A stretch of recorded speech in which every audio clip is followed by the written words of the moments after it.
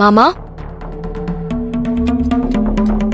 நம்ம பாட்டுக்கு உங்க புள்ளைங்க 2 பேரையும் போலீஸ் ஸ்டேஷன்லயே விட்டுட்டு வந்துட்டோம்.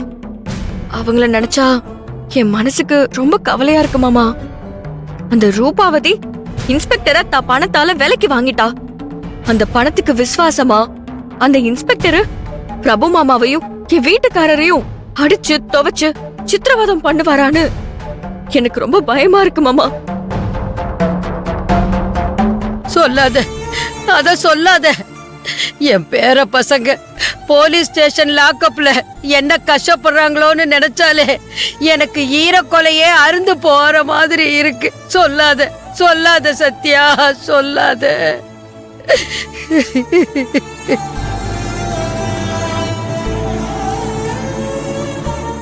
அப்பாடா, நாம எதிர்பார்த்தது நடந்துருச்சு. எல்லாரையும் அழ வச்சாச்சு. இதை இதோட விடக்கூடாது. இவங்கள தாக்கிக்கிட்டே இருக்கணும். பாட்டி, உங்க கவலை எனக்கு ரொம்ப நல்லா புரியுது. ஆனா நடந்துகிட்டு இருக்கிற உண்மைய மூடி மறைக்க முடியுமா? இப்பெல்லாம் லாக்அப் டேட் எவ்வளவோ நடக்குதே.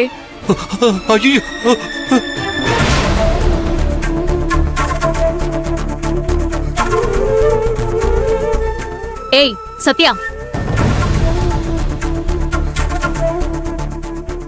என்ன இவங்களுக்கு ஆறுதல் சொல்றியா இல்ல அழ வச்சு பாக்குறியா?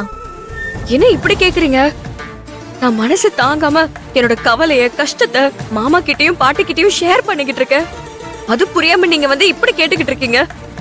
என்னமோ உங்களுக்கு மட்டும்தான் இவங்க மேலயும் இந்த குடும்பத்து மேலயும் அக்கறை இருக்கிற மாதிரியும் அன்பு இருக்கிற மாதிரியும் சும்மா சீனை போட்டுக்கிட்டு இருக்காதீங்க. ஏய், இப்ப நடக்கிற சூழ்நிலையில உங்ககிட்ட சண்டை போட முடியாது. பாட்டி அழாதீங்க பாட்டி. என் பேரனுங்களை இனிமே வெளியில எப்படி கொண்டு வர போறோம்?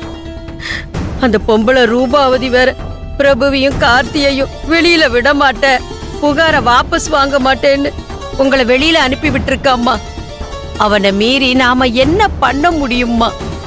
பாட்டி, நம்மள மீறி அந்த ரூபாவதி இருந்தா அந்த ரூபாவதியை மீறி தெய்வம் இருக்கு பாட்டி. அது நமக்கு துணையா இருக்கும். நடக்கிறதையெல்லாம் பாக்குறப்ப எனக்கு அந்த நம்பிக்கையே போயிடுச்சு மாதிரி. மாமா, இப்ப நம்ம கிட்ட இருக்கிறது இந்த நம்பிக்கை மட்டும்தான் மாமா. அதையும் மீறி நாம விட்டுற கூடாது. நான் இதுக்கெல்லாம் சீக்கிரமே ஒரு முடிவு கட்டுறேன்.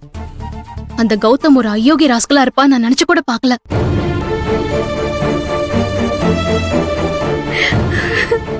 அவனை சொல்றியா ஆதிமா? அவனை பெத்தவளே அவனுக்கு மேல இருக்கிறாளே.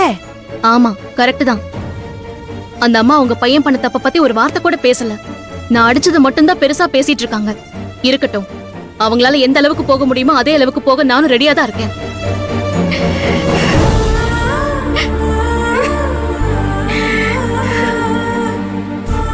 ரோஹிணி, நடந்ததையே நினைச்சு அழுதுட்டு இருக்காத. உன் வாழ்க்கையை நல்லபடியா அமைச்சு கொடுக்க வேண்டியது என்னோட பொறுப்பு. நீ இப்படி அழுதுட்டு இருந்தனா மாமாவும் பாட்டியும் உன்னையே நினைச்சு கவலைப்பட மாட்டாங்களா? புரியுது அண்ணி, எனக்கு புரியுது. ஆனா என்னால அழாம இருக்க முடியலையா அண்ணி? நான் என்ன பண்ணுவேன்? அழாத ரோஹிணி. மாமா பாட்டி சாப்பிட வாங்க. ரோஹிணி, ரேவதி, நீங்களும் தான். எனக்கு ஒண்ணு வேண்டாம் மாதிரி. அப்படிலாம் சொல்லாதீங்க மாமா. நீங்களும் பாட்டியும் சாப்பிட்டு மாத்திரையெல்லாம் வேற போடணும்ல. பட்னி கிடந்து உடம்ப கெடுத்துக்காதீங்க. வாங்க சாப்பிடுங்க. இல்ல மாதிரி, இப்ப என் தொண்டை குழிக்குள்ள ஒரு பருக்க கூட இறக்காது. என்ன வற்புறுத்தாதம்மா, என்னால முடியாது. பெத்த பிள்ளைங்க போலீஸ் ஸ்டேஷன்ல லாக்கப்ல. என் பொண்ணு புருஷனை விட்டுட்டு பிறந்த வீட்டுல இதையெல்லாம் பார்த்துக்கிட்டு ஒரு அப்படா என் நிலைமையை கொஞ்சம் யோசிச்சு பாருமா. ஒவ்வொரு நிமிஷமும் என் உசுறு என் உடம்பு விட்டு போற மாதிரி இருக்குமா.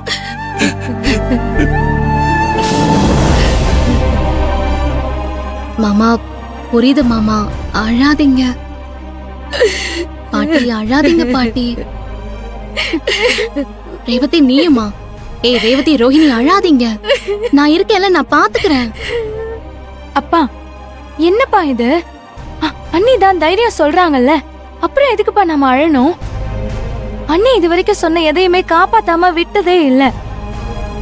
இவங்க கண்டிப்பா அண்ணனுங்க 2 பேரையும் வெளியே கொண்டு வந்துருவாங்கப்பா.